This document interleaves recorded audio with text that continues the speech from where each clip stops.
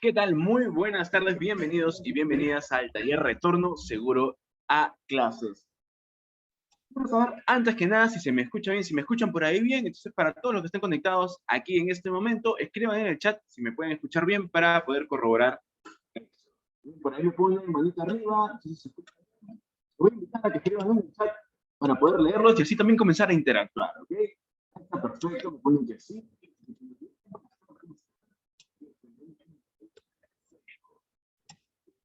Escucha bien, muy bien, perfecto. Bien, este es el taller Retorno Seguro a Clases. Mi nombre es Andrés Solano y soy parte de la Autoridad de Transporte Urbano para Lima y Callao. Vamos a hablar de qué va a tratar el día de hoy. Pero no sin antes, vamos a presentar a Magali Rubina, quien es la directora de formación extraacadémica de la Universidad del Pacífico, que nos va a dar unas palabras iniciales. La voy a invitar a que prenda su micrófono y prenda también su cámara para estas palabras de inicio. ¿Está por ahí? Hola, hola, muchas gracias. ¿Cómo están? ¿Cómo están? Muchas gracias.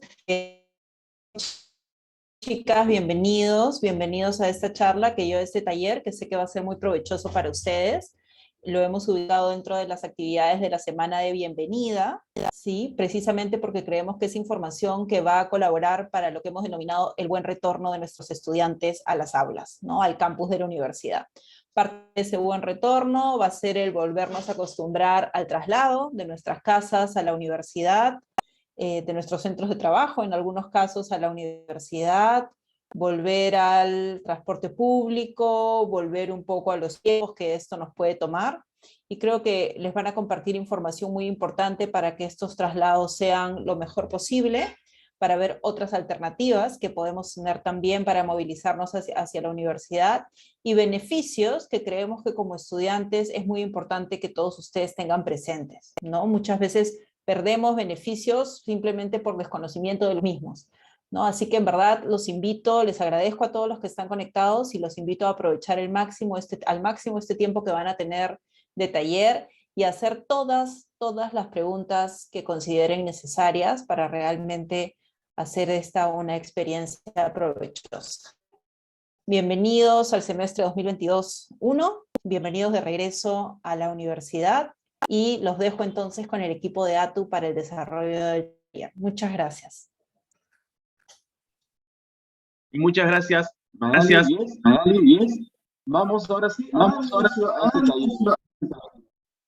Vamos a ver de qué se trata, de qué va este taller de retorno seguro a clases. Bien, vamos hoy a conocer las obligaciones y derechos de los usuarios de transporte urbano y los beneficios del carnet universitario, reforzar las normas de seguridad vial y protocolos establecidos para la prevención del COVID-19 y promover el uso de la movilidad sostenible y reforzar las obligaciones de los usuarios. Acá están los temas, pueden verlos en pantallas, ¿no? Las obligaciones y derechos de los usuarios de transporte, normas de convivencia entre los actores de las vías, protocolos del COVID no viaja conmigo, movilidad sostenible y los beneficios e importancia del carnet de medio pasaje. Para estos temas tenemos a ciertos especialistas que nos acompañan. Está Arturo Ruiz Facundo, quien es abogado y asesor de la Dirección de Integración y Recaudo de la ATU. Alex Sigüenza Álvarez, quien es ingeniero civil y especialista del equipo de ingeniería de la Dirección de Seguridad Vial del Ministerio de Transportes y Comunicaciones. Abigail Candia Flores, quien es abogada y coordinadora operativa en la Subdirección de Servicios de Transporte Regular de la ATU. Tenemos más especialistas como Antonio Ibáñez Guerrero, quien es ingeniero ambiental, coordinador de monitoreo de calidad del aire e impacto ambiental de la ATU.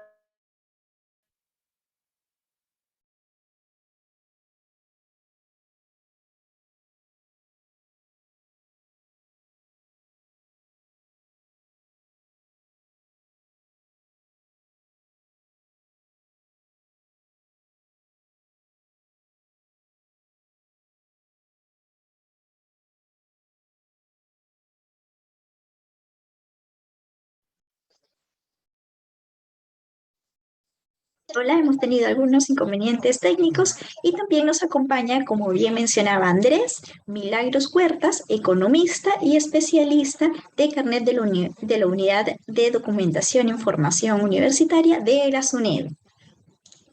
Ahora damos pase, por favor, a Arturo Ruiz con el primer tema, obligaciones y derechos de los usuarios de transporte. Muchísimas gracias, Arturo. Te doy pase. Gracias, Erika, por la presentación y agradecerle a todos los participantes por darse un tiempo y escuchar este tema que resulta tan importante en estos tiempos tan difíciles que nos encontramos. Y bueno, no considero de que antes de ingresar a los demás temas es importante reconocer sus obligaciones, pero antes de ello a la autoridad a cargo de velar por el respeto de sus derechos en la ciudad de Lima y Callao. Siguiente, por favor.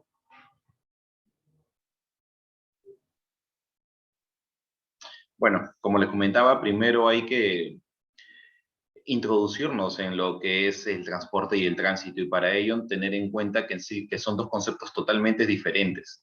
El transporte y el tránsito tienen una gran diferencia. El tránsito es lo que nosotros hacemos el día a día, que es el desplazamiento de una persona de un vehículo por una vía terrestre.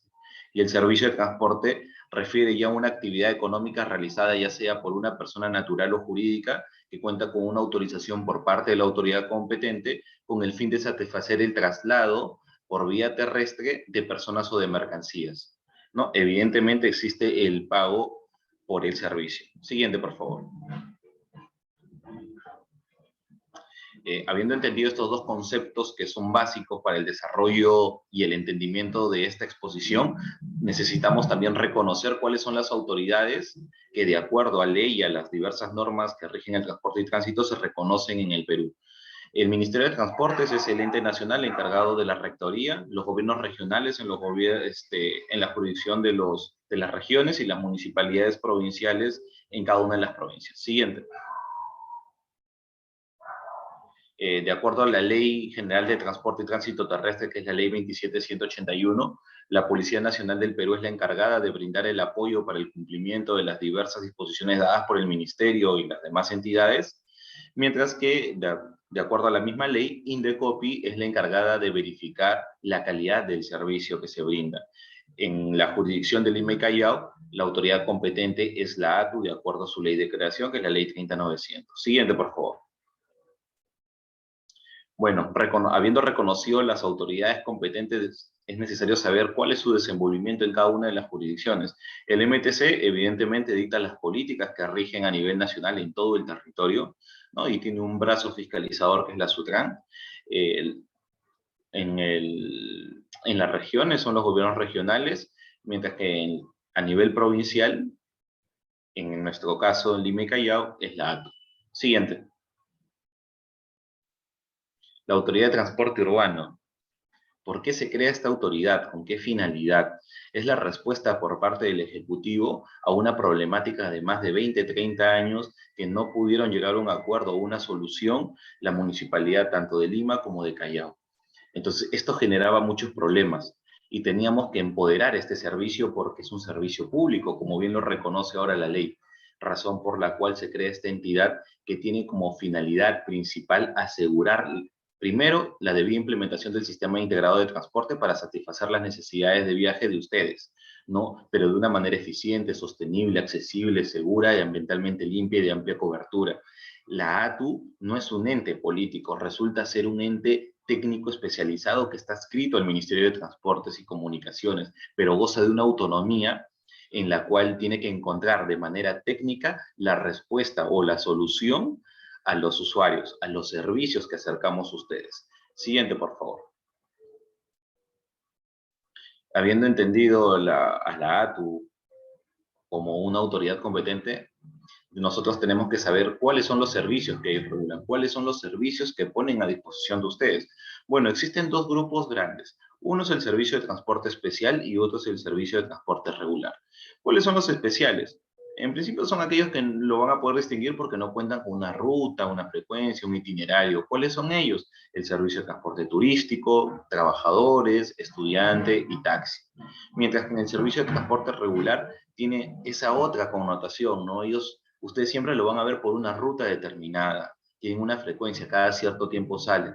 Entonces, ¿quiénes son ellos? El metropolitano, los corredores complementarios, esos corredores que ustedes ven por Tacna Garcilaso, el corredor La Marina, Eso es un ejemplo de ellos. Los buses, las que están, nosotros vemos las diversas líneas, no sé, el Chino, el Rápido, ellos cuentan con una autorización convencional. Y también tenemos los trenes, los metros, el Metro de Lima, y esperemos más adelante poder complementar o adicionar esta gran malla de servicios a los teleféricos.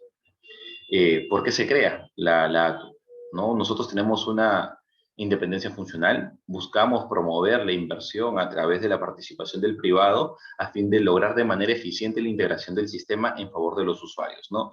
Queremos evitar esa multiplicidad de autoridades y asegurar que la ATU, como única autoridad en Lima y Callao, con el apoyo evidentemente de la policía, pueda realizar una gestión adecuada en favor de ustedes. Siguiente, por favor. ¿Cuáles son estos ejes a través de los cuales se debe de implementar el sistema integrado y que por ley está? Buscamos una integración institucional, generar un modelo económico robusto, seguro, que asegure la inversión en favor de los usuarios, una integración tarifaria, ¿no?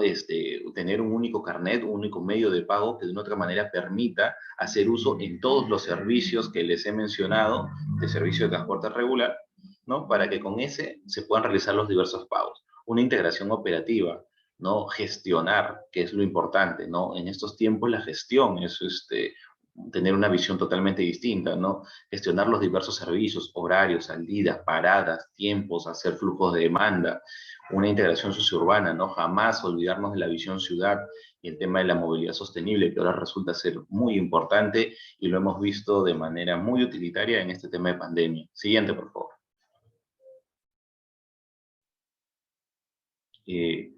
A mí me gustaría que en este esquema, para mí es esencial, ahorita nos imaginemos una pirámide, ¿no? Imaginemos una pirámide y en la parte alta de la pirámide, véanse ustedes, ese es nuestro enfoque. Y buscar que ese enfoque se cumpla.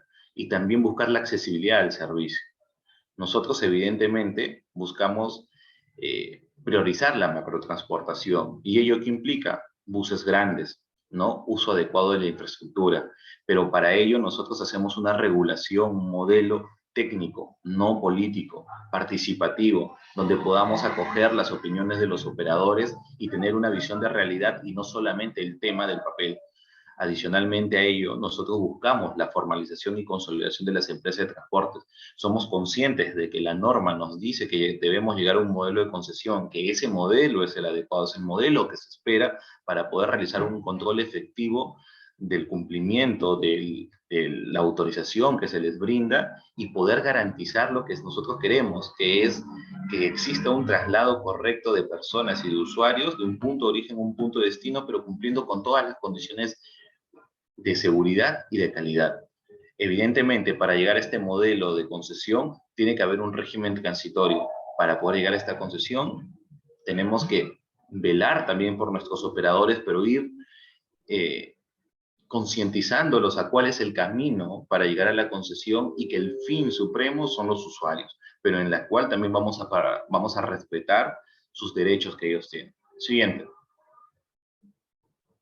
Habiendo entendido ello, ¿cuáles son los derechos de los usuarios? O sea, todos ustedes tienen el derecho al uso de un servicio de transporte, evidentemente a cambio de una contraprestación que viene a ser el pasaje, a ser transportados en vehículos que cuenten con la inspección técnica, el SOAT, ¿no? Vigente estos documentos, que los vehículos se encuentren habilitados y también los conductores se encuentren habilitados. Exigir que el conductor permita ascenso y descenso del vehículo solamente en lugares autorizados y en parados de ruta. Siguiente. En el caso del servicio de taxi, también tienen el derecho de tomar un servicio de taxi respetando la tarifa fijada, evidentemente exigiendo también que el conductor cumpla con todas las normas de tránsito y los propios que nosotros exijamos para esta actividad económica, ¿no? Entre ellos el adecuado comportamiento del conductor. Adicionalmente a ello, tampoco se puede transportar materiales punzocortantes, inflamables, drogas, porque lo único que pondrían es en riesgo su seguridad durante el trayecto del viaje. Siguiente. ¿Cuáles son sus obligaciones? Respetar la tarifa, guardar el comprobante de pago durante el trayecto del viaje y mostrarlo cuando así sea solicitado, ascender y descender en los lugares solamente autorizados y parados de ruta, y evidentemente cuando el vehículo se encuentre totalmente detenido para no poner en riesgo su integridad. Jamás entrar en acuerdo con el conductor o transportista para escapar de las acciones de fiscalización, ¿no? Porque estos puntos de control que ustedes pueden ver en las calles o acciones de fiscalización que realiza la autoridad es para garantizar la buena prestación del servicio, garantizar que ustedes lleguen a su punto de destino tranquilos, seguros, y que se sientan que hay una autoridad que está detrás del operador para asegurar su trayecto. Evidentemente no trasladar sustancias venenosas que puedan poner en riesgo la integridad no solo de ustedes, sino de los más usuarios. Siguiente.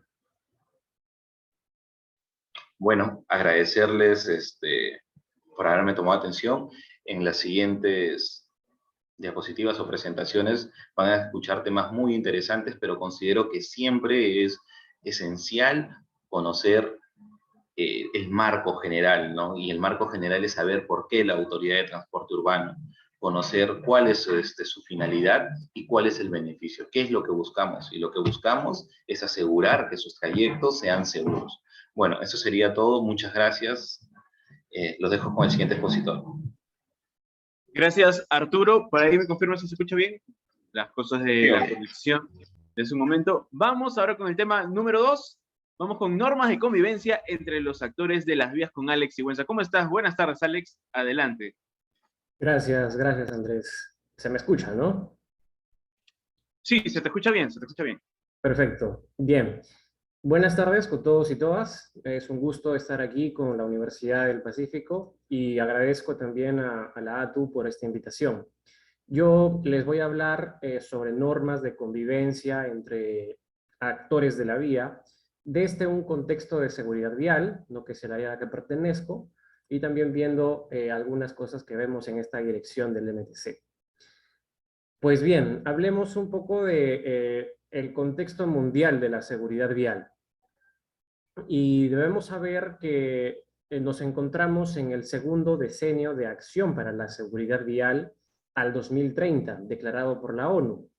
¿En qué consisten estos decenios? Bueno, cada uno de estos está acompañado de planes para lograr objetivos específicos, ¿no? En este caso, la meta es reducir la cantidad de fallecidos y lesionados graves al 50% de las proyecciones actuales.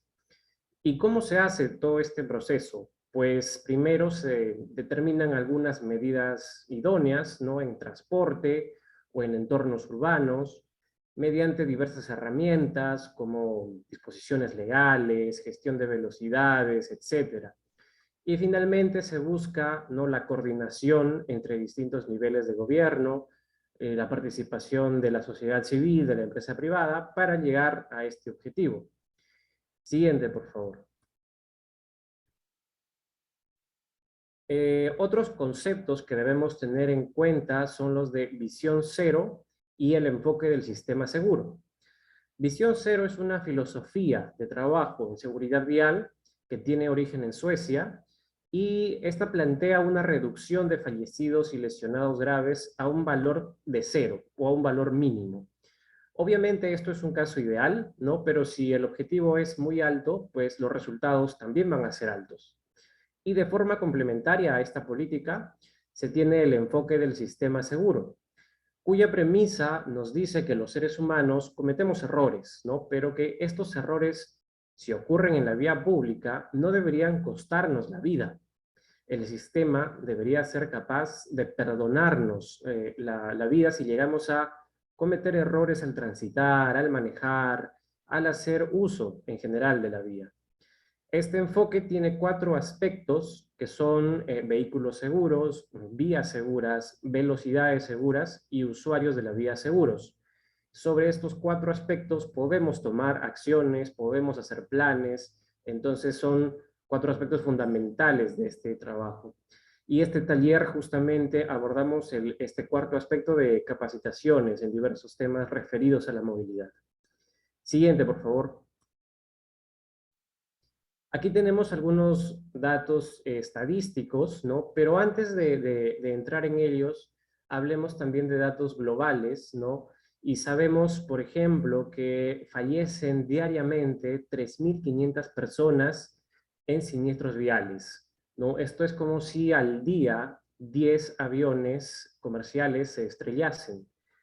Se sabe también que si para el 2030 no se toman medidas de prevención, 15 millones de personas van a perder la vida. Y en cuestión económica, ¿no? Las pérdidas monetarias ascienden a 24 billones de dólares. Otro dato muy importante a tomar en cuenta es que a nivel mundial, los siniestros viales son la principal causa de muerte entre niños de 5 años a jóvenes de 29. Entonces, todos estos datos nos dan una imagen de lo crítico que es la seguridad vial en cuestión de la gestión del transporte. Y bueno, aquí tenemos algunos datos obtenidos del Observatorio Nacional de Seguridad Vial, ¿no? Este observatorio es una iniciativa que impulsó la Dirección de Seguridad Vial, inició el año pasado, y esto nos va a permitir tomar algunas acciones correctivas en cuanto a esta materia.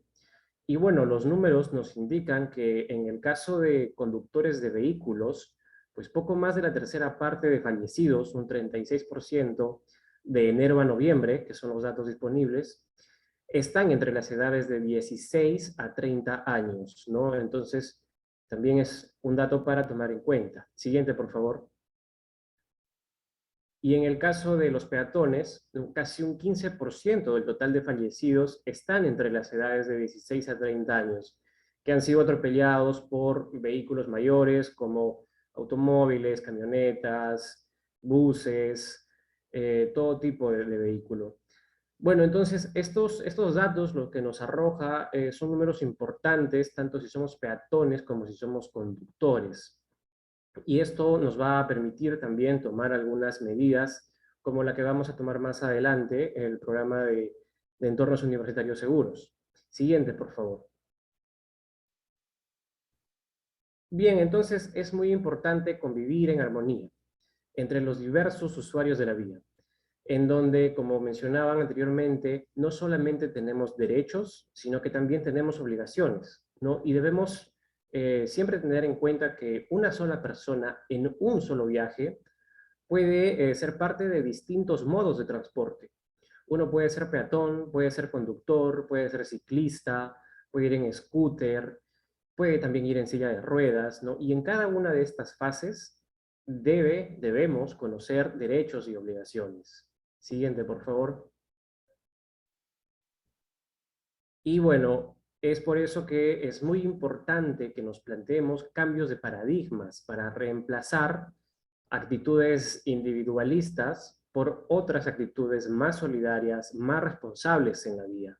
Algo que sí es muy importante que lo tengan en cuenta es que si nosotros no entendemos la vía como un espacio en donde compartimos y convivimos entre diversos individuos, usuarios, pues los conflictos entre cada uno de estos van a prevalecer antes que solucionarse, ¿no? Entonces es muy importante que nosotros nos planteemos estos cambios de paradigmas. Siguiente, por favor. Y bueno, para el caso de conductores, las reglas y las normas son amplias, ¿no? Existe un reglamento nacional de tránsito, ¿no? Aquellas personas que dan un examen para su licencia de conducir, pues lo estudian, deben tener un conocimiento bastante amplio, aceptable, para obtener esta licencia, pero no es así para el caso de los peatones o los ciclistas u otros modos de transporte. Entonces, para ellos, algunas recomendaciones que se pueden dar son las de usar los cruceros peatonales, no ser precavido en todo momento, mirar a ambos lados de la vía antes de cruzar, se deben respetar los semáforos peatonales, ¿no? Y en el caso de los ciclistas se deben usar los implementos de seguridad, ahora que también ha entrado esta disposición de multas para aquellos que no utilizan correctamente. No se debe ir por veredas cuando uno está en bicicleta en donde hay usuarios vulnerables, ¿no? Y de ser necesario, pues uno debe bajarse de la bicicleta. En fin, más adelante se va a ampliar este tema. Siguiente, por favor. Y aquellos que tienen interés en participar en acciones de seguridad vial, está la iniciativa JURS, que traducido al español significa Jóvenes en Favor de la Seguridad Vial. Es una organización mundial con personas de diversos entornos, profesiones, y son miembros colaboradores de las Naciones Unidas en estos temas de seguridad vial. Los interesados pueden sumarse fácilmente en su página web. Siguiente, por favor. Y bueno, rápidamente les voy a hablar sobre el programa Campus y Entornos Universitarios Seguros, ¿no? Desde el MTC se ha considerado oportuno realizar un programa enfocado en universidades o institutos de educación superior, ¿no? Esto puesto que existen programas enfocados a la edad escolar, ¿no? Como el programa de entornos escolares, que utiliza una herramienta que se llama Star Rating for Schools, pero con este programa de campus y entornos universitarios, pues se amplía la edad en la que los usuarios se ven involucrados. Siguiente, por favor. ¿En qué consiste este programa? Pues en impulsar una serie de actividades para mejorar el entorno, ¿no? Y va dirigido a grupos como son las autoridades universitarias, como son las municipalidades, todos aquellos que tienen competencia sobre las vías aledañas a la universidad o internamente el campus universitario también es administrado por las autoridades de cada universidad. Siguiente, por favor. ¿Cuál es la metodología? Pues se delimita un área o extensión a evaluar, se hace un levantamiento de observaciones, de información, posteriormente se tienen unas propuestas, las que deben ser de bajo costo pero de alto impacto, ¿no? Se implementan las medidas, para esto será necesario la aprobación de las autoridades competentes, ¿no? Y respetar la normativa. Y bueno, finalmente se da un monitoreo, ¿no? Que busca evaluar el funcionamiento de estas medidas en el largo plazo, para que no sean simplemente, digamos, intervenciones que se dejan sin una supervisión posterior. Siguiente, por favor. Las intervenciones que esto incluye son la mejora de infraestructura, de pistas o veredas, tanto dentro como fuera de la universidad, establecer medidas de pacificación en el campus, como zonas 30, la sensibilización y capacitación a través de grupos de voluntarios, en donde pueden sumarse ustedes, claro. También se incorporan el enfoque de género mediante la participación de mujeres en las propuestas, ¿no? Se sabe que los patrones de desplazamiento de hombres y mujeres son distintos. De ser factible se incorpora tecnología y, bueno, a todas las personas que han estado involucradas en este trabajo, pues desarrollan capacidades de liderazgo. Y siguiente, por favor. Y bueno, finalmente, a modo de resumen, ¿no? Vemos este esquema que busca este programa, pues contar con una infraestructura vial segura dentro y fuera de las universidades. ¿Cómo se hace? Mediante la implementación de propuestas como las que señalaba en la lámina anterior, ¿no? ¿Y quién lo hace? Lo hacen los actores mencionados, llámese municipalidades, autoridades universitarias, quienes deben liderar el proyecto, y en cada uno de estos pasos van a contar con la asistencia técnica del MTC. Entonces, los animamos a participar, a coordinar con sus autoridades universitarias y, bueno, mejorar sus entornos universitarios. Eso es todo por mi parte. Muchas gracias. Muchas gracias, Alex. Vamos al tema número 3. El COVID no viaja conmigo. Para eso quiero invitar a Abigail Candia. ¿Cómo estás, Abigail? Buenas tardes. Andrés, muchas gracias. Buenas tardes con todos. Bueno, gracias por el pase para poder comenzar un poco por el tema. Es una campaña que ya ha venido hace bastante tiempo, desde que comenzó la pandemia, realizando la ATU. Si podemos pasar a la siguiente diapositiva. Como bien sabemos, la Autoridad de Transporte Urbano, para quien me cayó dentro de este contexto de emergencia sanitaria del COVID, debe de cumplir con informar a todos ustedes, que son los usuarios del servicio de transporte, sobre estas medidas que debemos de tener en cuenta al momento de hacer uso del servicio. Para ello es necesario tener en cuenta las siguientes medidas que a continuación voy a detallar. Siguiente, por favor. Como primera medida es usar la mascarilla. Como bien sabemos, y en atención a la actualización de los protocolos, en este caso el lineamiento de prevención contra el COVID, que fue expedido, la actualización fue expedida el año pasado, a este lineamiento expedido por el Ministerio de Transportes y Comunicaciones, sabemos que es obligatorio el uso de la doble mascarilla y actualmente es una quirúrgica o comunitaria o muy bien puede ser una KN95. Si bien el protector facial ya no es obligatorio, pero sí todavía consideramos que es recomendable. Para ello hay que tener en cuenta que los orientadores deben verificar que los usuarios lleven correctamente colocada la mascarilla. Siguiente, por favor. Como una segunda medida es que debemos de mantener la distancia, así podamos evitar aglomeraciones. Como bien sabemos, ya sea en los terminales, en las estaciones, en los paraderos, dentro de los buses, debemos de mantener esta distancia física al momento de ascender o descender de las unidades en cualquiera de los servicios de transporte público, como bien ya lo señalaron, sea el transporte convencional o el transporte concesionado, como es corredores complementarios y el metropolitano. Siguiente, por favor. Como tercera medida es que debemos de respetar el aforo y para ello es necesario tener en cuenta cuál es el aforo permitido. En el caso del transporte regular y corredores complementarios, solamente está permitido pasajeros sentados. En el caso del metropolitano está permitido hasta 42 usuarios sentados y hasta 28 de pie. Y en el caso del servicio de taxi son 2 pasajeros en la parte posterior y 1 como copiloto. En los servicios de transporte regular, como ya lo había indicado, que es el transporte convencional o el servicio de transporte especial, como son los taxis, los fiscalizadores de la ATU verifican el cumplimiento de todas estas medidas en las unidades y tienen la facultad de poder detener el viaje y bajar a los usuarios que incumplan. Siguiente, por favor. En el caso del Metro de Lima, que es la línea 1, el aforo permitido es entre 428 y 412 usuarios. Para el caso del metro, el personal de la línea 1 tiene a su cargo verificar el cumplimiento del aforo y el uso de los elementos de seguridad. Por otro lado, corresponderá en este caso al supervisor, que es OCITRAN, efectuar estas acciones de fiscalización sobre la implementación de estas disposiciones sanitarias por parte del Estado. Siguiente, por favor. Como una cuarta medida es que debemos de viajar siempre con las ventanas abiertas.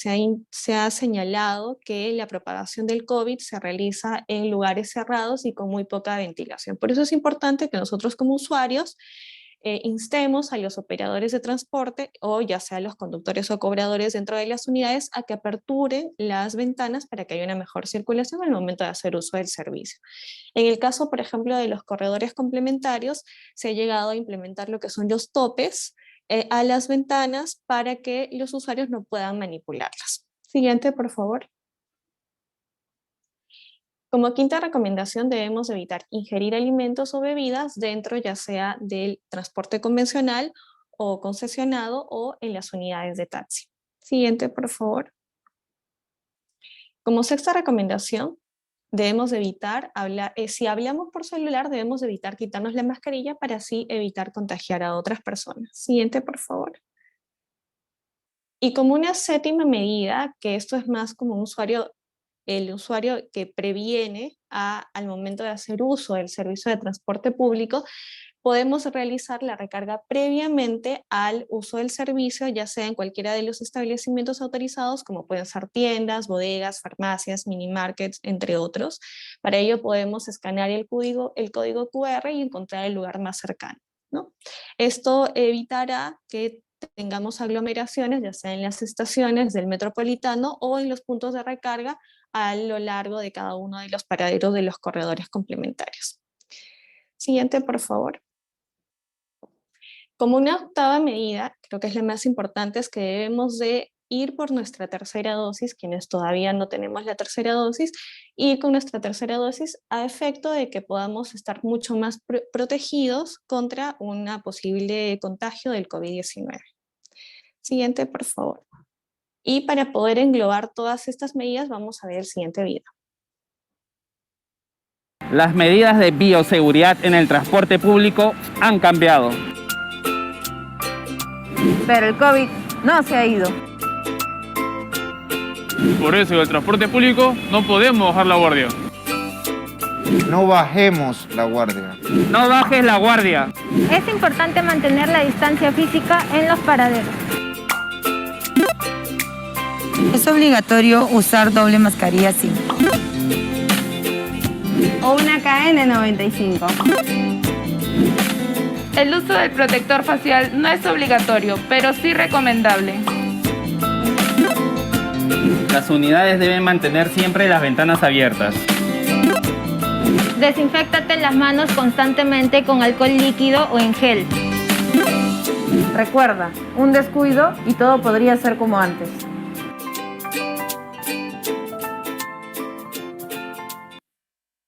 Eso sería todo por mi parte. Muchas gracias. Muchas gracias, Abigail. Vamos con el tema número 4, movilidad sostenible. Para eso quiero invitar a Antonio Ibáñez a que pueda prender su cámara y su mic. Ahí estás, Antonio. ¿Qué tal? ¿Cómo estás? Hola, hola, hola. Sí, ¿qué tal? ¿Qué tal, Andrés? Gracias por el pase y bueno, gracias a todos por participar de esta sesión. Como le he dicho, mi nombre es Antonio Ibáñez. Yo trabajo en la Dirección de Asuntos Ambientales y Sociales de la ATU y estoy bastante agradecido de poder compartir el día de hoy con ustedes este tema. Igual si es que en algún momento se corta algo o hay algún problema con el audio, por favor me lo indican. Vamos a avanzar a la siguiente diapositiva. Como han visto, el tema que vamos a ver en esta parte se relaciona a lo que es movilidad sostenible. Y para esto es importante entender tanto lo que es la movilidad como lo sostenible, ¿no? Vamos a ir recorriendo un poquito algunos conceptos básicos y vamos a ir entendiendo cada vez más a detalle cómo ustedes pueden insertar este tipo de conceptos en el día a día dentro de lo que es la movilidad sostenible. Y también pensando que la sostenibilidad no solamente está estrictamente vinculada a la movilidad, ¿no? Sino a otras actividades. Por eso es que, por ejemplo, como ven en esta diapositiva, hay un marco conceptual, ¿no? A nivel mundial respecto a lo que es el desarrollo sostenible. Seguramente han escuchado ustedes bastante respecto a estos objetivos de desarrollo sostenible, ya lo han venido mencionando incluso mis colegas previamente. Y estos objetivos son 17, ¿no? Y como ven, se refieren a muchos temas: salud, educación, igualdad, agua, etcétera, ¿no? Cuando hablamos de movilidad, va a ser importante centrarnos en 3 objetivos de estos 17, ¿no? Principalmente el 7, el 11 y el 12, ¿sí? El 7 se refiere a lo que es energía asequible y no contaminante, ¿no? Y esto tiene que ver porque el hecho de movilizarnos, incluso caminando, implica un gasto energético, ¿verdad? Ya sea, perdón, de la energía que utilizamos para caminar, o incluso de la energía que utilizan los automóviles para trasladarse de un punto a otro, ¿no? Y esta energía puede ser más o menos contaminante, definitivamente, ¿no? Vamos a entrar justamente en el detalle de entender cuáles son aquellas que son menos contaminantes, y el hecho de ser menos contaminantes las hace más sostenibles. No solamente el no contaminar significa que es sostenible, pero es una de las cosas más importantes para que algo sea sostenible, que sea ambientalmente amigable, ¿no? Otro objetivo es el 11, ¿no? Que les mencionaba, ¿no? Y tiene que ver con ciudades y comunidades sostenibles. Y esto es porque la movilidad es parte de una ciudad o de una comunidad, ¿no? Sobre todo en el caso de Lima y Callao, ¿no? Esta unidad, esta conurbación, tiene una dinámica, digamos, de megaciudad, ¿no? Con más de 10 millones de habitantes, y eso implica todo un reto respecto a todos los lineamientos y acciones para que la movilidad sea sostenible, ¿no? Considerándose de que tenemos aproximadamente 2 millones de vehículos en la ciudad, ¿no? Solamente en la ciudad, que representa 2/3 del total de vehículos que hay en el país. O sea, más del 60 o casi 70% de los vehículos están en Lima, Callao. Por eso es que es importante que veamos un enfoque de sostenibilidad para un buen desarrollo de la ciudad, ¿no? Y finalmente, pues el 12, que tiene que ver con la producción y consumo responsable. ¿Por qué? Porque finalmente nuestras decisiones de movilidad, sea que decidimos ir caminando, en bicicleta, en colectivo informal incluso, o utilizar sistemas como el tren eléctrico, son decisiones que nosotros tomamos en el día a día y que vamos a tener digamos, determinan cuál es nuestro consumo de la movilidad en el día a día, ¿no? Porque finalmente nosotros consumimos movilidad, consumimos sistemas de transporte, ¿no? La siguiente, por favor. En ese sentido, por ejemplo, cuando nosotros hablamos de lo que es sostenibilidad, uno de los aspectos cruciales, como les decía, es el tema de contaminación. Y obviamente un sistema que en términos de ocupación del espacio público es más ineficiente, por ejemplo, los taxis o los vehículos particulares, si bien es cierto, tenemos el derecho a utilizarlos y de escogerlos dentro de un esquema de confort y de decisiones de confort que utilizamos, ¿no? Son los vehículos más ineficientes para poder llevar una cantidad de personas, ¿no? Normalmente uno ve en la ciudad que un vehículo particular o un taxi está con una o dos personas, por ahí tres, ¿no? Pero normalmente está entre una y dos personas, ¿no? Entonces, estamos utilizando un motor, estamos utilizando un espacio considerable para trasladar poquísima cantidad de personas, ¿no? Entonces, contaminamos más por menos personas. Mientras que sistemas, por ejemplo, como el metropolitano que se ve ahí, ¿no? El tren eléctrico, fíjese que tienen valores menores de contaminación y permiten llevar mucho más personas en ruta, ¿no? Entonces, por eso es que tienen menos niveles de contaminación por unidad de personas, ¿no? O por cantidad de pasajeros por kilómetros recorridos, ¿no? El mayor siempre va a ser el taxi o el vehículo particular, por lo que les mencionaba, ¿no? Y también se puede ver que en emisiones directas, básicamente el caminar y la utilización de la bicicleta no generan emisiones en la ruta, ¿no? Entonces, son mucho más amigables con el tema ambiental y también ocupan menos espacio público, ¿no? Eso lo vamos a poder ver justamente en la siguiente diapositiva respecto para que lo puedan visibilizar, digamos, de manera más concreta, ¿no? Tanto caminando, pedaleando, como en bus, digamos, es una densidad considerable de personas que se pueden trasladar si nos imaginamos un carril de 3 metros de ancho, ¿no? Y de una cantidad de personas que pasan por hora en ese carril, ¿no? Entonces, es claro, se ve clarísimo lo más eficiente que pueden ser sistemas como caminar, pedalear o ir en el bus, ¿no? Y ni qué decir de ir en el tren eléctrico que tiene una mayor capacidad, ¿no? Claro, considerando siempre los aforos que han sido establecidos por las autoridades en el marco de la pandemia, ¿no? Que pueden hacer que estos valores sean un poquito menos sobre lo nominal, pero igual van a ser importantes en cantidad, ¿no? Mientras que en auto claramente se ve que en términos de ocupación del espacio público, pues también son bastante ineficientes y poco sostenibles, ¿no? Sin que ello implique la posibilidad de que cada usuario tiene de decidir cuál es el mecanismo o el medio en el que se transporta, obviamente, ¿no? Bien, la siguiente, por favor. Entonces, ya habiendo entendido como que ese marco conceptual básico, lo que quisiera, y justo ahora Andrés me va a apoyar, va a colocar un link de Menti. Menti es un aplicativo web que nos permite hacer encuestas, y por favor ahí justo se acaba de colocar en el chat para todos este link del Menti, entonces ustedes van a poder entrar y como está mostrando Andrés en pantalla, se va a visualizar una encuesta, una pregunta básicamente, que es ¿cómo has utilizado la movilidad en la última semana? ¿No? Entonces quisiera que ustedes nos puedan contar, ya sea ingresando a este link, que es lo más sencillo y lo más idóneo porque vamos a poder discutir sobre estos aspectos, pueden ingresar cada una de sus respuestas, ¿no? De repente algunos de ustedes todavía es, están...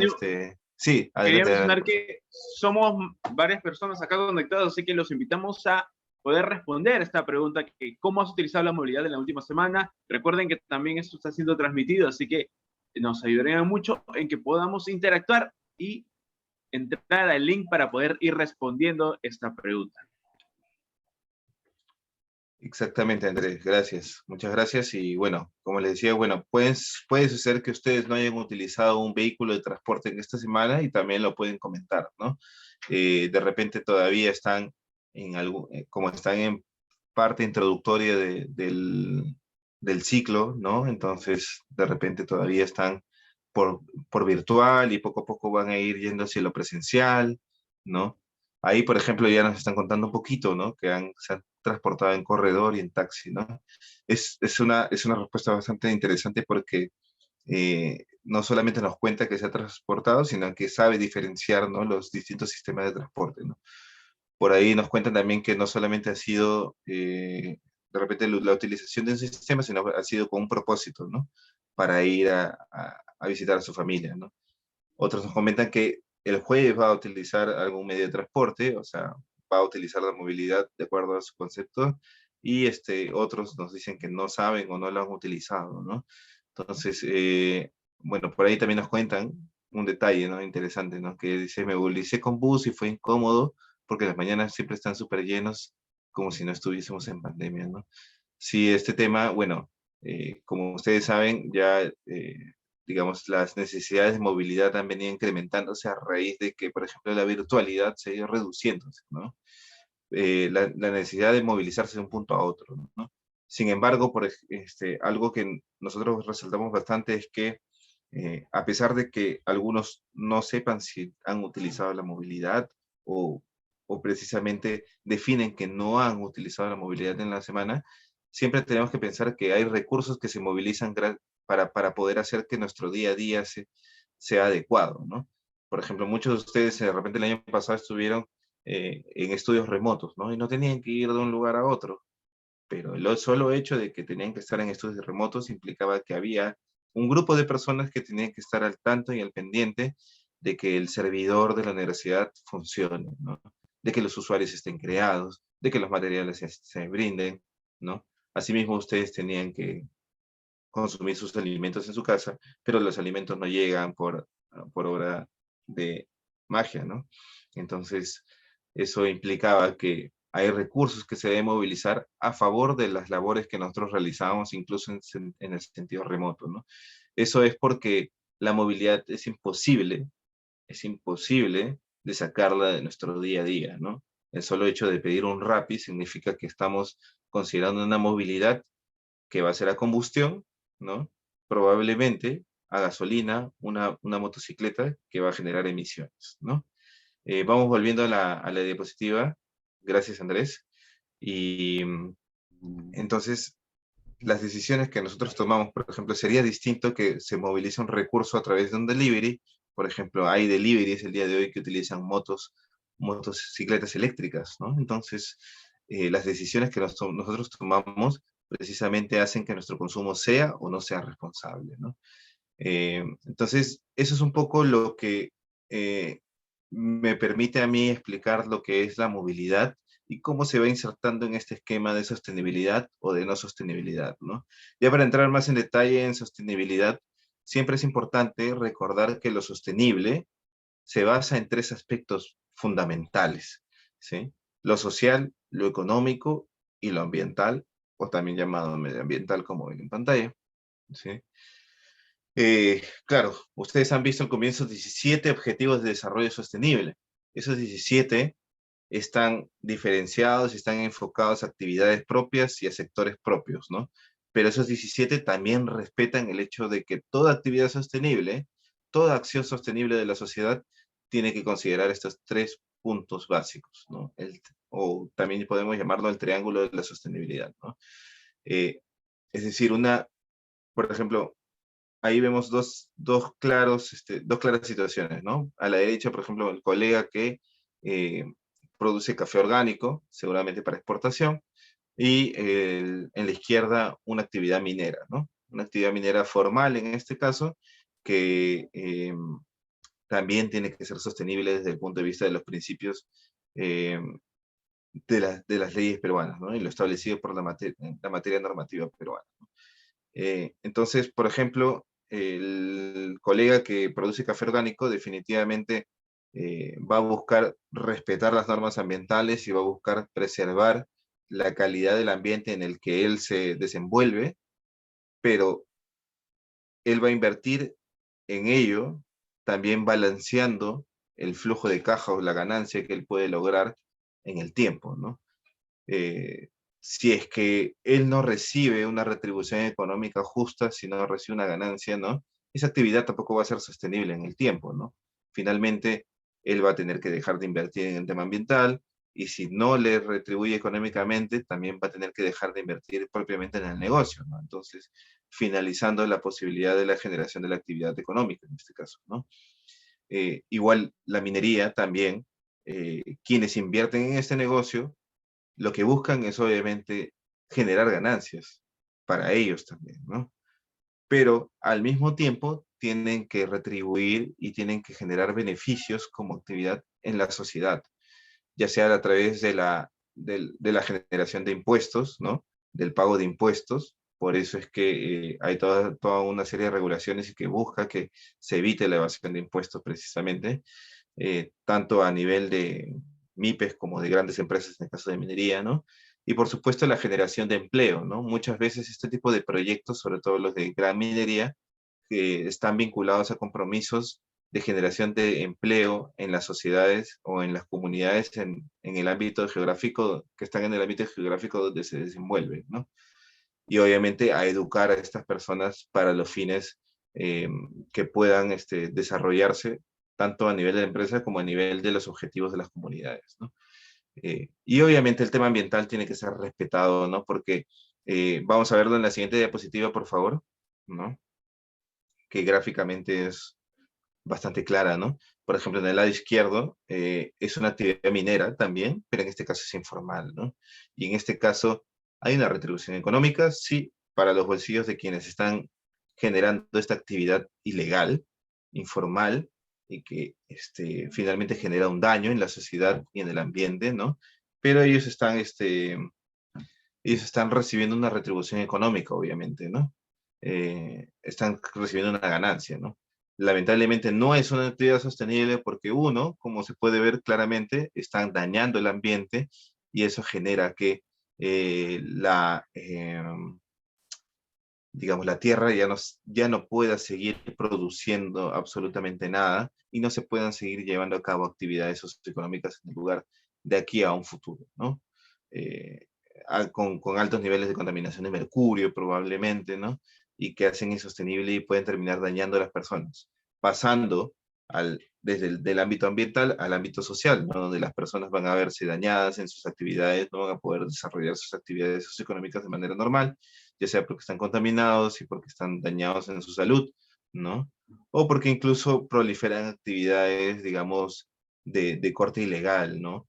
Incluso la trata de personas, entre otros aspectos, ¿no? Entonces, se ve como una actividad claramente no es sostenible desde el punto de vista, y solamente es necesario analizarlo desde el punto de vista de este triángulo de los tres atributos básicos, ¿no?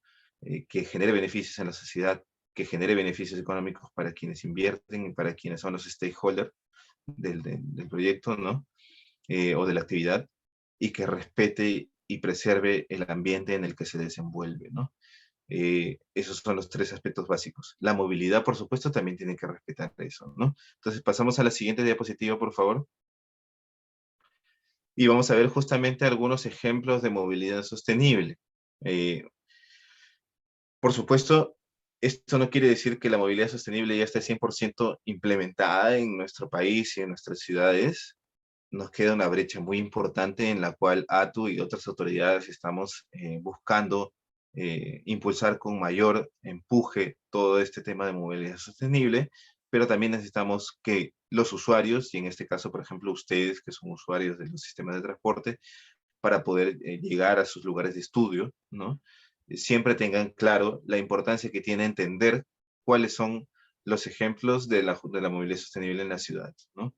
Obviamente la bicicleta porque no genera emisiones y económicamente es beneficiosa para quienes la usan, porque no va a haber un gasto en un pasaje, ¿no? Genera beneficios en la sociedad, sí, tanto por el tema económico como por el tema de salud. Asimismo, por ejemplo, ejemplos como los corredores o el metropolitano, ¿no? Donde se utilizan combustibles bastante más limpios o menos contaminantes que el resto, como el gas natural, que es, digamos, el ejemplo de un combustible bastante limpio en la utilización en el transporte, ¿no? Entonces son ejemplos claros, ¿no? Mientras que, por ejemplo, el transporte regular o los buses y combis que vemos andar por ahí todos los días son predominantemente a diésel, ¿no? Y el diésel es bastante más contaminante que un gas natural, ¿no? O que la propia gasolina, ¿no? Entonces, esos son algunos aspectos que considerar, ¿no? Obviamente, para que esto sea sostenible, quienes invierten, quienes son los concesionarios de los corredores o del metropolitano o del mismo tren eléctrico, buscan ganancia, ¿no? Y obviamente también tienen que pagar impuestos y generar beneficios en la sociedad. Ahí es donde se maneja justamente este equilibrio de los 3 puntos de la sostenibilidad de la movilidad, ¿no? Entonces, por ejemplo, las ganancias se vieron afectadas durante la pandemia y tuvo que haber un subsidio porque se redujo el aforo, ¿no? Y eso implicaba que los concesionarios reciban menos, ¿no? Entonces, el Estado tuvo que entrar a, digamos, a cubrir parte de las necesidades para que este tipo de movilidad sostenible no decaiga en el tiempo, ¿no? Dado que era una eventualidad por la pandemia, ¿no? Pero una situación, digamos, permanente en la cual se tuviera que mantener un subsidio en esos niveles, pues no sería sostenible tampoco, ¿no? Entonces, siempre tenemos que pensar que todos los involucrados buscamos algún tipo de beneficio siempre, ¿no? Pero también tenemos que pensar en el beneficio de los otros involucrados, además de nosotros como usuarios, ¿no? La siguiente diapositiva, por favor. Entonces, eso es un poquito, digamos, a grandes rasgos, la explicación y el detalle de lo que implica una movilidad sostenible. Como ustedes han podido ver y entender a lo largo de lo que se ha venido explicando, ¿no? La bicicleta, digamos, se ubica y se presenta a lo largo de la historia y a través de personajes bastante famosos o bastante conocidos, como ese ejemplo o ese paradigma de movilidad sostenible, ¿no? Entonces, vamos a entrar un poquito en el detalle de qué es lo que ha venido pasando con la bicicleta y cómo se ha venido promoviendo, ¿no? Y cuál es el marco que el día de hoy existe para este tipo de medio de transporte. La siguiente, por favor.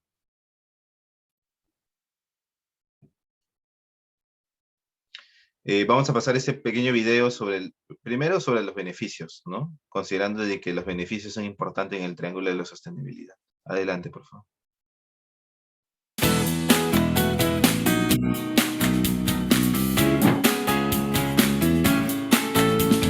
Los beneficios del uso de la bicicleta son múltiples. En primer lugar, nos ayuda a mantener un peso adecuado, fortalecer el sistema inmunológico y a reducir el riesgo de diversas enfermedades como la diabetes, la obesidad, la hipertensión, entre otras. Además, nos ayuda a reducir el riesgo de contagiarse de la transmisión del COVID, dado que las movilidades de transporte público son espacios donde hay alto riesgo de contagio. También nos ayuda a cuidar el medio ambiente, reduciendo la contaminación del uso de los vehículos motorizados. Y finalmente nos ayuda a mejorar nuestra sensación de bienestar y con ello contribuye a la salud mental.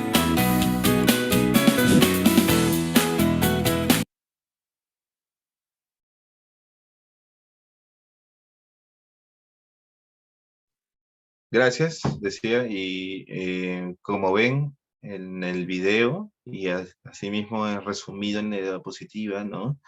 Es un tipo de movilidad que presenta muchos beneficios en la sociedad, en la economía y en el ambiente, ¿no? Entonces cumple con todos los atributos para ser un tipo de movilidad sostenible, ¿no? Y uno de los mecanismos de movilidad sostenible más importantes que existen en las zonas urbanas, ¿no? Resaltándose también de que otro beneficio que ha aparecido en los últimos años es que precisamente también disminuye la posibilidad y riesgo de contagio por el COVID-19, ¿no?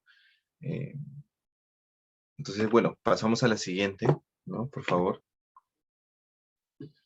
Y en ese sentido, o sea, cuando nosotros identificamos un mecanismo, un modo de transporte que es sostenible, por supuesto lo que tenemos que buscar es que se promueva, ¿verdad? Es así que sale la ley que promueve la bicicleta, que ya está vigente, que ya tiene su regulación, y la regulación ya entró en vigencia, ¿no? Incluso deben haber ustedes escuchado que el sistema de multas y sanciones también ya ha sido activado y que la Policía Nacional está realizando las supervisiones y la fiscalización del caso, ¿no? Entonces, en este punto, cuando uno promueve un medio de transporte que beneficia a la sociedad, siempre tenemos que pensar, en cómo incentivamos, cuál es el valor agregado que le vamos a dar a las personas para que se sientan a gusto y busquen este mecanismo de movilidad, ¿sí? Y también, por supuesto, cuáles son aquellos aspectos que los usuarios de estos modos de transporte también deben respetar en favor de la sociedad, ¿no? Porque el hecho de promoverlo no implica de que se va a hacer sin considerar, digamos, que deben ser adecuados y amigables con su entorno, ¿no? Por ejemplo, un ciclista no puede estar subiendo a la vereda en todo momento, o no puede ir agresivamente en la ciudad, y menos pasarse la luz roja, ¿no? Solo por el hecho de que sea una movilidad sostenible no significa que va a ser ajeno al derecho y al respeto de la sana convivencia en la sociedad, ¿no? Entonces, por un lado, se promueve, por ejemplo, acá es un ejemplo bastante claro, ¿no? El ATU ha venido realizando campañas adicionalmente al hecho de que ha ido incrementando biciparqueaderos para que puedan utilizarse en el metropolitano y las personas puedan acceder sin problemas y puedan sentirse a gusto de usar la bicicleta y de combinarla con otro medio de transporte como el uso del metropolitano, sino también, por ejemplo, se han hecho campañas en donde se ha puesto a los conductores de los buses en situaciones similares a las que estamos los ciclistas todos los días, ¿no? Es decir, que un vehículo de gran tamaño pase por el costado nuestro cuando estamos de repente no en la ciclovía, sino en la calzada, ¿no? En la pista, ¿no? Y son puestos en estas situaciones para que ellos entiendan lo que un ciclista verdaderamente pasa en el día a día, ¿no? Y a partir de ello concientizarse y comenzar a respetar precisamente lo que este modo de transporte necesita, ¿no? Pero también hay algunos implementos, por ejemplo, de seguridad y alguna normativa que debe cumplir cada uno de los usuarios de las bicicletas, ¿no? Entonces, desde el solo hecho de tener, como se mencionan acá también en esta diapositiva, sistema de frenos, prenda reflectiva, el casco, ¿no? Y el timbre y el respeto de la velocidad, por ejemplo. Todas esas son obligaciones y recomendaciones que deben ser tomadas en consideración para que, digamos, las bicicletas sean un modo de transporte en sano convivir también, ¿no? La siguiente, por favor. Esto es un ejemplo de algunos, digamos, señales que establece la reglamentación vigente, ¿no? Vamos a pasarlo porque es bastante referencial. La siguiente, creo que vas a tener que pasar 3 veces. Ajá, correcto. Y en este caso, por ejemplo, hay algunas excepciones a utilizar la ciclovía, ¿no? La ciclovía se debe utilizar en todo momento, pero hay lugares donde no existe la ciclovía, entonces en esos casos hay determinados momentos en donde uno puede utilizar la vereda, pero siempre y cuando ésta tenga la amplitud suficiente como se ve en pantalla, ¿no? Pero si no, tiene que estar en el lado derecho de la vía, de la pista. Luego, algunos ejemplos adicionales de excepciones es cuando son menores de 7 años o son menores de 14 años, adultos mayores, ¿no? O madres gestantes, pueden utilizar la bicicleta en la misma vereda, ¿no? Porque son personas vulnerables ante ciertas dificultades en la vía, ¿no? Y si la ciclovía está obstaculizada, también es posible la utilización, ¿no? Acá algunos modos de ciclovías propiamente dichas, digamos, y que podemos utilizar en cicloacera, ciclocarril, ciclocalle, ciclosenda y ciclovía, ¿no? Son modos que ustedes ven claramente que existen en la ciudad y conviven con nosotros todos los días, ¿no? Entonces, hay algunos casos donde están mejor diseñadas y mejor pensadas que en otros, ¿no? Pero lo importante es que sean prácticas para el uso y traslado de los usuarios de la bicicleta, ¿no? La siguiente, por favor.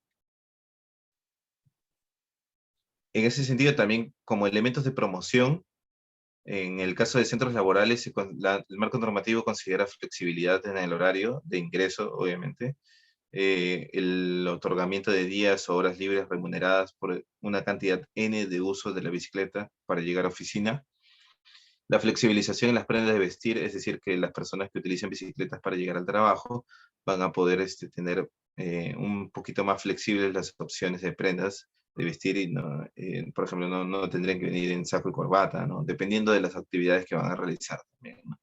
Y también se realizan acciones de promoción internas a la labor de cada centro de trabajo, ¿no? La siguiente diapositiva, por favor. Bien, y finalmente, otro esquema de promoción, tanto para centros laborales como para, por ejemplo, en el caso de ustedes que van a ir a clases, ¿no? Hay algunos sistemas y algunos mecanismos que les permiten la utilización del, por ejemplo, metropolitano, utilizando una bici o scooter plegable que pueden fácilmente subir al bus, ¿no? En un futuro cercano, justamente se ha contemplado la utilización de racks en los buses que sean concesionados a futuro para que puedan incluso entrar bicicletas convencionales de 1 a 2 o hasta 3 bicicletas convencionales, dependiendo de la capacidad que tenga cada rack, ¿no? En los mismos buses, ¿no? Y también, como les mencionaba, se han venido incrementando los biciparqueaderos en el metropolitano para que sea más fácil y más cómoda la utilización de la bicicleta para llegar a un punto a partir del cual se utiliza el metropolitano. La siguiente, por favor. Creo que con esto ya hemos terminado. Sí, bueno, muchísimas gracias entonces por la atención y voy a quedar atento a cualquier consulta que tengan una vez finalizados los 5 temas. Gracias, Andrés, y gracias a todos. Gracias, Antonio, por todo el tema. Si tiene alguna duda, alguna consulta, escríbelo en el chat. Vamos al tema número 5, beneficios e importancia del carnet de medio pasaje con Milagros Huertas. ¿Cómo estás? Buenas tardes, Milagros. Bienvenido. ¿Qué tal, Andrés? ¿Cómo estás? Buenas tardes. ¿Qué tal? Buenas tardes con todos. Como ya le dijo Andrés, mi nombre es Milagros Huertas, ¿sí? Y soy, bueno, parte del equipo encargado de la emisión de carnets universitarios a nivel nacional de la SUNEDU. Ok, entonces el día de hoy vamos a conversar, les vamos a mostrar un poquito acerca del carnet universitario, cuáles son los beneficios y cuál es la importancia de este documento que muchos de ustedes utilizan en el día a día, ¿no? Bueno, vamos a empezar primero con la normativa, revisar la normativa que respalda al carnet universitario, ¿no? Vamos a empezar con la ley 26271, que es la ley que norma el derecho a pases libres y pasajes diferenciados cobrados por las empresas de transporte urbano e interurbano. ¿Qué nos dice esta ley? En el artículo 1 nos dice que el derecho a pases libres y a pasajes diferenciados, ¿no?, cobrados por las empresas o el servicio de transporte de pasajeros en el ámbito urbano e interurbano del país, se aplicará a los estudiantes o a los alumnos universitarios, ¿ok?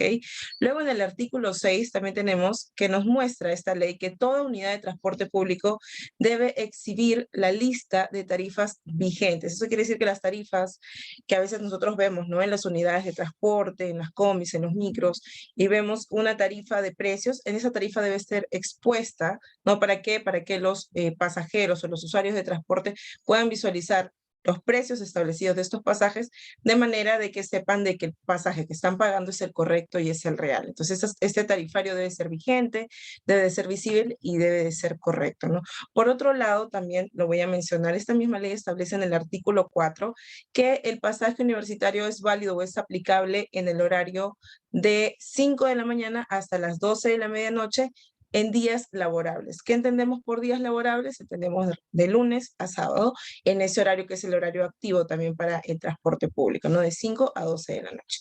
Pasamos a la siguiente diapositiva, por favor. Luego tenemos a la ley universitaria, que es la ley 30220.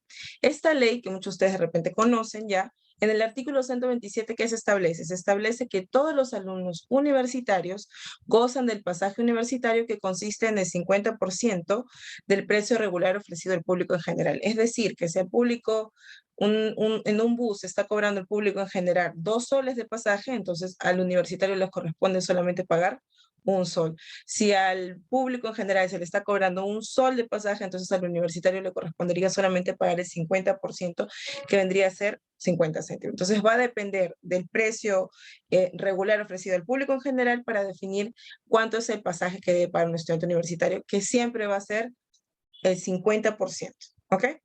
Luego tenemos a la segunda disposición complementaria modificatoria, que modifica el artículo 5 de la ley que hemos hablado en un inicio, la ley de pasajes diferenciados. ¿Y qué nos dice? Nos dice que el cobro del pasaje universitario se realiza previa presentación del carnet universitario, el cual es emitido por la SUNEDU, por la Superintendencia Nacional de Educación Superior Universitaria, ¿no? Y que este es un documento que constituye, ¿no? Es un documento único de acreditación para acogerse al beneficio del pasaje diferenciado. ¿Qué quiere decir esto? Que para que un estudiante universitario se pueda acoger al beneficio del medio pasaje, es necesario que cuente con un carnet universitario y que éste sea presentado, ¿no? En este caso se ha presentado al cobrador, o se ha presentado al conductor, o se ha presentado en este caso de repente a la autoridad correspondiente, de repente cuando quieren sacar una tarjeta de medio pasaje del metropolitano o de los corredores, es necesario que ustedes presenten este carnet de medio pasaje, universitario, para que puedan recién acogerse a este beneficio. Y el carnet universitario que ahorita, bueno, todos conocen que es el carnet 2021, que está en la pantalla, que una particularidad bastante importante, ¿no? Y que realmente se ha venido a utilizar recién a partir del carnet universitario del 2021, que es la fecha de expiración. La fecha de expiración se muestra en la parte frontal, como la pueden ver, es bastante clara, ¿ok? Más adelante vamos a hablar un poquito más de la vigencia del carnet universitario, pero es importante saber que ahora todos los carnets universitarios tienen la fecha de expiración de cada uno de sus carnets en la parte frontal, y que esa es una fecha muy importante que tienen que considerar tanto ustedes como estudiantes, como la persona que vaya a revisar el carnet para poder darles el acceso a algún beneficio, ¿ok? Pasamos a la siguiente diapositiva, por favor. Bueno, luego tenemos dos normas más. Tenemos primero la resolución de este Consejo Directivo 02 del 2020, que nos dice que es una resolución que aprueba las consideraciones técnicas para la prestación del servicio de emisión y expedición de carnets universitarios. Específicamente en el artículo 4, en el numeral 4.2, nos da la definición de lo que es el carnet universitario, ¿no? ¿Qué nos dice? Que es un documento de identificación estudiantil que permite el acceso a diversos beneficios en favor de la formación, educación y cultura del estudiante, y debido a ello, el derecho a su emisión y expedición es intrínseco a la condición del estudiante universitario. ¿Ok? ¿Qué quiere decir esto? Que si bien la adquisición del carnet universitario no es obligatorio para el estudiante, es decir, ustedes no están obligados a comprar o a pagar por un carnet universitario, si ustedes desean adquirirlo, sí es una obligación, en este caso, en primer lugar de la universidad, hacer la gestión correspondiente con la SUNEDU para que ustedes puedan acceder a este carnet universitario, y por parte de nosotros de SUNEDU como entidad es atender esa solicitud de la universidad para poder luego a ustedes alcanzarles, ¿no? Emitir estos carnets universitarios de manera que lleguen a sus manos para que ustedes puedan hacer uso de este documento. ¿Ok? Luego tenemos la resolución del 2016 también del Consejo Directivo de la SUNEDU, en donde se aprueba el precedente de observancia obligatoria a efectos de reafirmar el derecho de todos los estudiantes universitarios a la emisión y expedición del carnet universitario sin hacer distinción por su condición de estudiantes regulares. ¿Qué quiere decir? En el artículo 1 es más específico y nos dice que el otorgamiento del carnet universitario debe efectuarse a todos los estudiantes universitarios sin considerar el número de créditos académicos a los que se encuentren matriculados. ¿Por qué? Porque en realidad el único requisito que necesita un estudiante universitario para poder solicitar su carnet es estar matriculado en un periodo académico vigente y abierto. No importa el número de créditos en el que esté matriculado, simplemente tienen que estar matriculados en su universidad, en los créditos que ustedes hayan considerado, para que ustedes puedan solicitar a su universidad, acercarse a la oficina indicada de la universidad y decirles, por favor, quiero mi carnet universitario, gestiónenlo con SUNEDU. Obviamente tienen que hacer un pago previo, ¿no? Por el derecho del carnet, para que la universidad pueda solicitar, pueda hacer esta gestión del carnet universitario ya con SUNEDU. ¿Ok? Pero no hay un impedimento en cuanto al número de créditos, ni 5, ni 6, ni 2. Simplemente tienen que estar matriculados, eso sí, en un periodo académico vigente. ¿Ok? Pasamos a la siguiente, por favor. Ahora vamos a hablar acerca de la vigencia del carnet universitario que vimos también en un inicio, ¿no? Entonces, el carnet universitario se empezó a emitir desde el 4 de mayo del 2021 del año pasado, ¿ok? El carnet bicentenario, que es el que se conoce, que probablemente muchos de ustedes tienen. A la fecha ya no se está emitiendo más carnet universitario del 2021, ya la SUNEDU ha parado la emisión de carnet universitario 2021 porque estamos en preparación de lanzar el nuevo carnet, que es el carnet de 2022, que muy prontamente se les va a anunciar a través de las redes sociales, y también se va a comunicar a sus universidades para que transmitan esta información de la fecha de inicio de la emisión del nuevo carnet 2022. Pero durante todo el 2021 y hasta este mes, hasta el 17 de marzo de 2022, la SUNEDU ha continuado emitiendo carnés universitarios 2021. ¿Y cuál es la particularidad de este carnet en comparación a carnés de procesos o de años anteriores? ¿No? Que es que la fecha de vigencia o la fecha de expiración de cada carnet universitario va a depender de la fecha en que se expide. ¿Ok? ¿Qué quiere decir?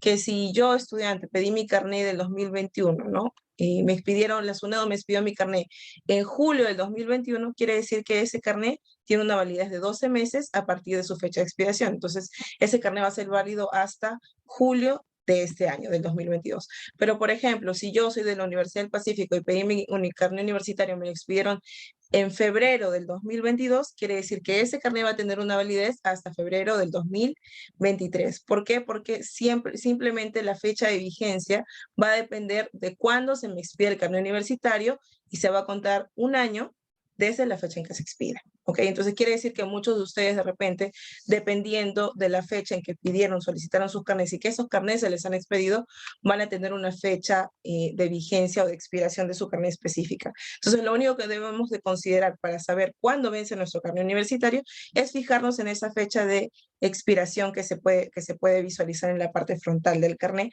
para saber cuándo vence su carnet y cuándo deberían ustedes ya empezar de repente los trámites para poder renovarlo, ¿no?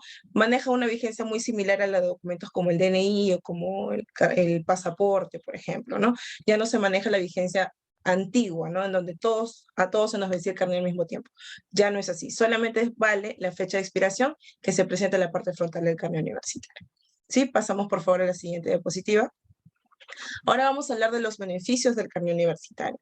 En primer lugar, tenemos que el carnet universitario es un medio de identificación. Es un documento de identificación que permite a muchos estudiantes universitarios ingresar a sus casas de estudios, ¿no? Cuando hay clases presenciales o cuando tienen que ir a la universidad para hacer algún tipo de trámite o lo que necesiten, presentan su carnet universitario para poder identificarse que son estudiantes de esa casa de estudios y poder tener acceso, ¿no? a las instalaciones de su universidad. Por otro lado, también es un documento que genera identidad y representación al hacer al estudiante parte de la comunidad universitaria de este país, ¿no? Pasamos a la siguiente, por favor. Como segundo beneficio tenemos que el carnet universitario brinda también acceso a cultura y formación, que también lo mencionamos en una norma al inicio, ¿no? ¿A qué nos brinda acceso? Acceso a instituciones públicas y privadas que se encuentran al servicio de la comunidad, sea con propósitos formativos o de recreación. Por ejemplo, pueden de repente tener acceso a bibliotecas, a museos, a teatros, a laboratorios de ciencia presentando su carnet universitario, ¿no? Por otro lado, también pueden tener acceso gratuito o diferenciado a sitios complejos, zonas arqueológicas, monumentos históricos, entre otros. Obviamente, esto va a ser definido, ¿no? Por aquellas entidades que estén a cargo de la administración de estos sitios. Por ejemplo, antes se tenía, no sé si se continuaría esto activo, ¿no? O aún en uso, pero por ejemplo, antes se podía ingresar pagando solamente la mitad del precio regular de entrada a Machu Picchu, de repente al monasterio de Santa Catalina, a veces presentando el carnet universitario podían ingresar con el 50%, ¿no? Entonces, hay convenios que se trabajan con ProPerú también para que ustedes tengan ese acceso, que bueno, por el tema de la pandemia se vieron afectados, pero lo ideal es que puedan continuar en el tiempo, ¿no? Y que con su carnet universitario ustedes también puedan tener acceso a este tipo de beneficios. Pasamos a la siguiente, por favor. Y bueno, luego tenemos el beneficio del medio pasaje, que es el beneficio más conocido, más utilizado por muchos de ustedes, ¿no? Entonces, como vimos al inicio en la ley universitaria que nos dice cuánto debe pagar un estudiante universitario por utilizar el transporte público, es el 50% del precio regular ofrecido al público en general. Ahora, ¿cuál es el ámbito de aplicación de este beneficio? Y a veces hay mucha confusión acerca de esto, ¿no? Aquí nos dice que es cualquier destino en el ámbito urbano e interurbano al que el estudiante universitario necesite trasladarse. ¿Qué quiere decir? Que si ustedes necesitan trasladarse a la universidad y hacer uso de transporte público urbano, pueden presentar su carnet universitario para acceder al 50%, ¿no? Al medio pasaje. Si necesitan trasladarse a su centro de trabajos o a visitar algún familiar o hacer alguna actividad indistinta, sea que ustedes necesiten utilizar, sea la causa o sea el motivo por el cual ustedes necesitan utilizar el transporte público urbano, ustedes pueden presentar su carnet universitario para acceder al beneficio del medio pasaje. No está sujeto a que ustedes tengan que ir a clases presenciales, no. Simplemente es cuando ustedes como estudiantes universitarios necesiten hacer uso de transporte público, pueden también hacer uso de su carnet universitario para acceder al beneficio del medio pasaje. ¿Ok? Pasamos a la siguiente, por favor. Y bueno, ahora vamos a hablar de la importancia del carnet universitario y por qué hacemos también tanto hincapié o por qué instituciones como la ATU, como SUNEDU, tratamos de trabajar de manera conjunta, ¿no? Para hacer llegar esta información a ustedes, estudiantes universitarios, y a otros actores involucrados también en cuanto al tema del medio pasaje o del carnet universitario, ¿no? ¿Por qué es tan importante hablar de carnet universitario? Entonces, primero tenemos que entender algo, ¿no? Que de cada 10 peruanos en edad de ingresar a la universidad, solo 2 o 3 de ellos logran realmente acceder a la educación superior. ¿Ok? O sea, de cada 2 o 3 chicos que salen del colegio o egresan de secundaria, solamente el 20% logra acceder a una educación superior, ¿no?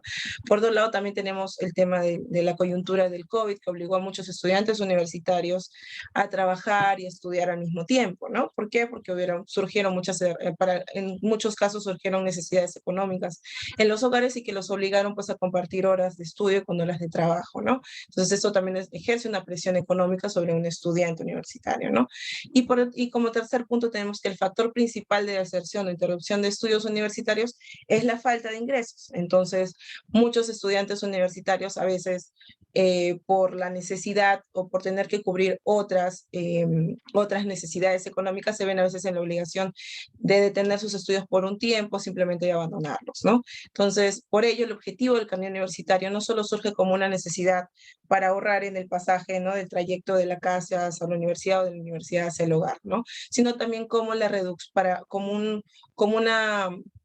una ayuda con la reducción de los gastos generales del universitario como incentivo en su desarrollo profesional, ¿ok? Entonces se trata de que al momento que ustedes acceden a ese medio pasaje tengan una reducción en su carga económica, ¿no? En general, ¿no? Y que eso de una u otra manera los pueda ayudar o pueda aliviar esa carga económica y que se puedan ustedes enfocar en otras necesidades o en otras cosas necesarias para poder rendir durante su formación académica universitaria, ¿no? Y por último, bueno, voy acá a mencionarles qué requisitos ustedes necesitan para solicitar el carnet universitario. En este caso ya no hay carnet universitario 2021, pero eso también se va a aplicar para el carnet universitario 2022 en caso de que alguno de ustedes desee solicitarlo, ¿no?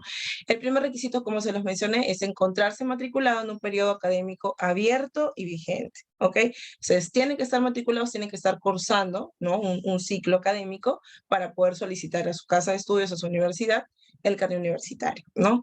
Lo segundo es solicitar a la universidad que gestione el carnet universitario con la SUNEDU. Como les digo, ustedes no están obligados a solicitar o a pedir o adquirir un carnet universitario, pero de quererlo tienen que acercarse a su universidad y hacerles la solicitud, pedirles que por favor gestionen su carnet universitario con SUNEDU. No hay manera de gestionarlo directamente con la SUNEDU, siempre se tiene que utilizar a su universidad como intermediario, ¿ok? Y lo tercero es el realizar el pago correspondiente acorde a las indicaciones de sus casas de estudios. Ellos les van a brindar la información de en qué banco, qué cuenta o bajo qué modalidad ustedes deben hacer el pago del derecho por tener un carnet universitario, ¿no? Y cuando hayan hecho todo esto, han hecho todo su trámite, si ustedes quieren saber en qué estado del trámite se encuentra su carnet universitario, pueden acceder al link que se encuentra en la pantalla, que es SUNEDU en línea, a la opción estado de mi carnet universitario. Y ahí van a poder ingresar sus datos, su documento de identidad, el proceso del carnet, en este caso ya no sería 2021, sino sería 2022, ¿no? El proceso en el carnet que ustedes quieren revisar o que quieren checar, ¿no? Ingresar el CAPTCHA y ahí les va a mostrar si su carnet está de repente ya ha sido solicitado a SUNEDU, si se encuentra en proceso de impresión, si ya se le entregó a su universidad, van a poder ver todos esos estados en SUNEDU en línea. Y si alguno de ustedes tiene alguna consulta adicional, si tiene algo que de repente comentar o quiere saber, ¿no? Acerca del carnet universitario, puede comunicarse también directamente con nosotros al correo que aparece también en la pantalla, que es documentación@sunedu.gov.p, que nosotros muy gustosamente los vamos a atender y vamos a tratar de resolver sus consultas. ¿Ok? Eso sería todo. Muchas gracias. Sí, solo para poder acoplar a lo ya señalado por Milagros, tenemos que tener en cuenta que para que nosotros podamos, bueno, ustedes como usuarios puedan acceder a los servicios del metropolitano y de corredores complementarios, es necesario que ustedes adquieran lo que es la tarjeta Lima Paz, y hay una tarjeta Lima Paz especial para universitarios, que es una tarjeta roja.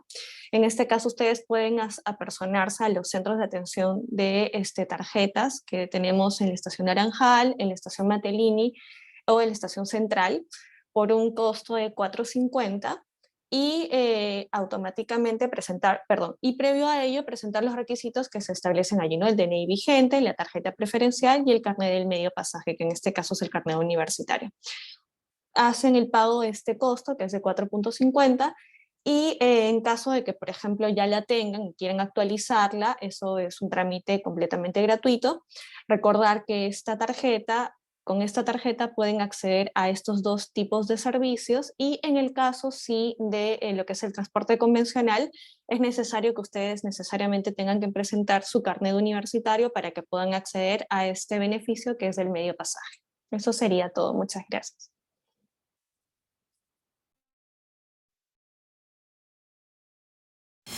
Si eres universitario y usas el servicio del Metropolitano o los corredores complementarios, recuerda que debes actualizar la vigencia de tu tarjeta preferencial del Metropolitano o Lima Paz.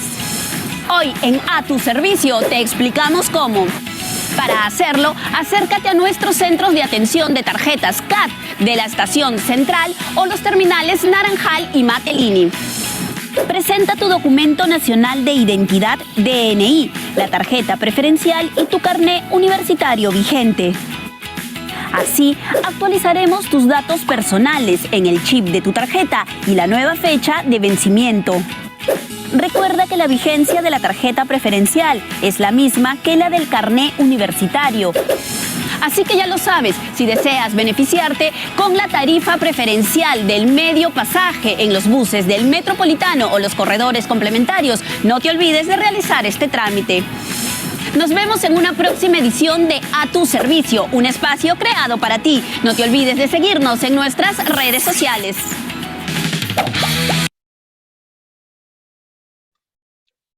Bien, rápidamente vamos a pasar un video sobre qué tal de denuncias, cómo pueden hacer su denuncia, en qué lugar, para que lo tengan en cuenta. Vamos a pasar un video rápidamente. Atentos. Conoce cómo presentar fotos y videos como evidencia de tu denuncia. En un solo video o foto se debe mostrar la infracción.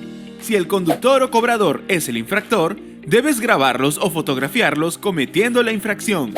En los registros debe figurar la placa del vehículo.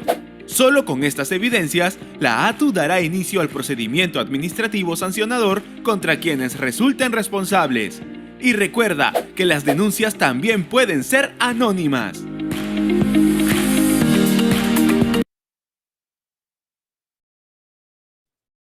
Muy bien, vamos a pasar a la sección de preguntas y respuestas. Para eso les voy a pedir a los que están presentes, si tienen alguna duda, alguna pregunta, la pueden realizar a través de alguna mano levantada. Si tienen alguna pregunta, háganla a través del chat para poder responder. Voy a invitar a los especialistas a prender sus cámaras rápidamente. Nos queda ya poco tiempo, ya vamos acercándonos al final. Así que voy a pedir que por ahí vayan haciendo las preguntas. Por acá me hacen preguntas. Como escogen para hacer las preguntas, me llega directamente a mí. Voy a mencionarla. Dice, la universidad entregó el primer carnet a los cachimbos, pero cuando expire el mío, ¿tengo que mandar un correo o cómo? Por ahí Milagros nos puede ayudar. Sí, claro. En realidad, el proceso bajo el cual la universidad hace, no sé, una convocatoria para que ustedes puedan solicitar los carnets universitarios, lo establece la universidad. Lo que se les aconseja es que se acerquen a la oficina encargada donde tramitaron el primer primer carnet universitario, se acerquen solicitando de que quieren pedir, ¿no? Un nuevo carnet universitario, ya que está por expirarse de ustedes el anterior, ¿no? Correcto, por acá tengo otra pregunta que me dicen, buenas tardes, ¿a qué correo de la universidad debo escribir para que puedan gestionar mi carnet universitario? Bien, justo como ya lo mencionaban, por ahí también están conectados algunas personas de la universidad, si pueden compartir algún correo para que ellos puedan comunicarse con ustedes, se lo agradeceríamos. Muy bien, ¿alguna otra pregunta, alguna otra duda que tengan por ahí que puedan escribir en el chat? ¿Pudieran escribirla para todos, para que también puedan ver los especialistas? Estaría bueno. Bien, vamos a ir también adelantando que vamos a pasar un link de encuesta de satisfacción para ya ir cerrando el taller del día de hoy. Por el chat vamos a compartir este link Ajá, por acá nos hacen otra pregunta. ¿Qué pasa cuando algunos cobradores no quieren exceder el 50% del pasaje?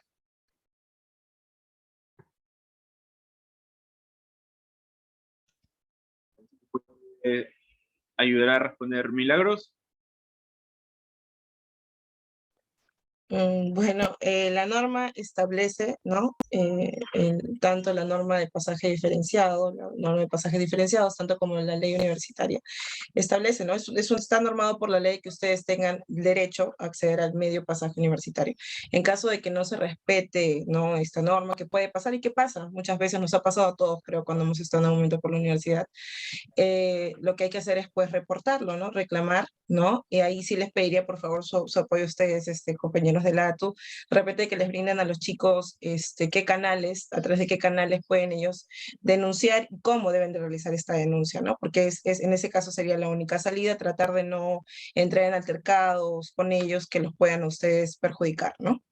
Exacto. Sí, ahí hemos compartido el link de Mi Denuncia, donde pueden entrar y realizar la denuncia correspondiente. Puede ser la denuncia anónima también. Así que ahí les dejamos. Bien, ahí también tenemos compartido el link para la encuesta de satisfacción para que puedan llenarla. No les va a tomar más de 2 minutos. Si no tenemos más preguntas por ahí, creo que ya hemos llegado a la parte final del taller Retorno Seguro a Clases del día de hoy. Gracias a la Universidad del Pacífico, gracias a los que han estado aquí presentes en el Zoom, por ahí también en la transmisión, conectados por Facebook. Muchas gracias a todos los especialistas presentes. Nosotros somos de la Autoridad de Transporte Urbano para Lima y Callao de la ATU y queremos agradecerles su asistencia a este taller el día de hoy. Por ahí una última que me acaba de llegar. No me quedó claro si es necesario usar prendas respectivas al momento de montar bicicletas. Antonio, rápidamente ya para ir cerrando. Sí, sí es necesario utilizar prendas reflectivas y también la luz delantera y posterior. Eso sí está especificado en la reglamentación como obligaciones del ciclista. Muchas gracias, Antonio. Ahí está la respuesta, Valentina. Muy bien. Ahora sí, hemos llegado a la parte final. Nos vemos en una próxima ocasión. Muchas gracias a la Universidad del Pacífico. Somos la Autoridad de Transporte Urbano para Lima, Callao, la ATU. Y nos vemos en una próxima ocasión. Cuídense. Chau, chau. Gracias, luego.